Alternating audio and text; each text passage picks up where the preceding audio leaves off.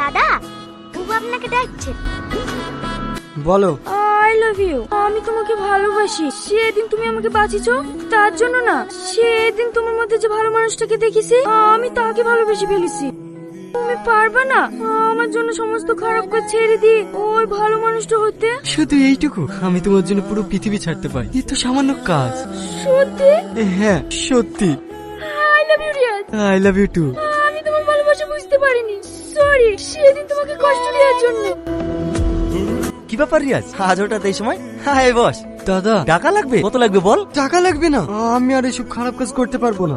Sorry দাদা, পারলে আপনি আমাকে ক্ষমা করে দিয়েন। কোনো সমস্যা হয়েছে নাকি? এ রাজু, তুই কি রিয়াজকে কিছু বলেছিস? না না দাদা, রাজু কিছু বলেনি। আমি নিজে থেকে এসব খারাপ কাজ আর করতে চাইছি না। আমি বিয়ে করে নতুন ভাবে জীবন শুরু করতে চাই। মেহনত করে দুবেলা দুমুঠো খাবার খেলেও অনেক সুখে থাকবো।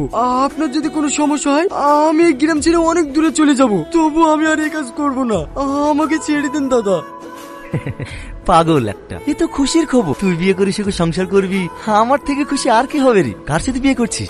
নুপুরের সাথে নাকি? হ্যাঁ দাদা। বাহ, ভালো ভালো। তোকে আর খারাপ কাজ করতে হবে না, তুই বিয়ে করে সুখে সংসার কর। আমি তো এটাই চাই। তুই যে শুধু আমার ডানার তাতন না, তুই হলি আমার ছোট ভাইয়ের মতো। তোর খুশিতেই আমি খুশি। দাদা।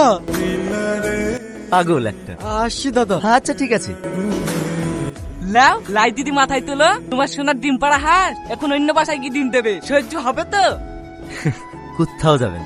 রাজু, তোর নুপুরকে পছন্দ না? ওর সঙ্গে বাসা করবি? এইসব তুমি কি বলছো দাদা? আরে তুই ভয় করছিস কেন? আমি আছি তো, যা শুভ কাজটা সেরে আয়।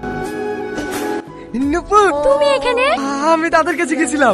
তুমি বলেছিলে না, কাজ ছেড়ে দিলে দাদা আমার অনেক ক্ষতি করার চেষ্টা করবে, আমাকে কোনোদিনও ছাড়বে না। ছেড়ে দিয়েছে?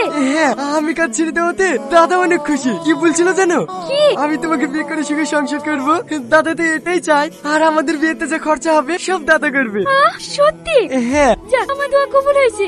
আসলে কি জানো তো, বাপ মা হারানোর পর আমি ওই দাদার কাছে মানুষ হয়েছি। দাদা আমাকে নিজের ভাইয়ের থেকেও বেশি ভালোবাসে। আমরাই দাদাকে ভুল বুঝেছি। দাদা সত্যি অনেক বড় মনের মানুষ। তোমার সাথে আমার অনেক কথা আছে, তুমি যাও, আমি একটু পরে আসছি। ঠিক আছে, আমি নদীর ধারে বসছি, তুমি তাড়াতাড়ি আসবা। ঠিক আছে।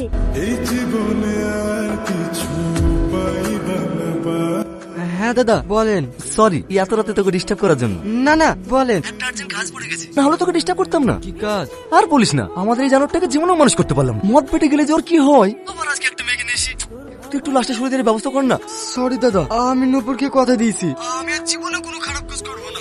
আমি বুঝতে পারছি, আমি তোকে জোর করছি না। আর 2 মাস বাদ ইলেকশন তো, তোকে ছাড়া আমি আমার কাউকে বিশ্বাস করতে পারি না। আমি রাজুকে ঘরে বন্ধ করে রেখেছি, ওকে আর বেরোতে দেবো না। আমি তো দাদা হয়ে রিকোয়েস্ট করছি, শেষবার মতন এই কাজটা করে দে না। আমি তোকে কথা দিয়েছি, আর কোনোদিন তোকে এইসব কাজের কথা বলবো না। ঠিক আছে দাদা।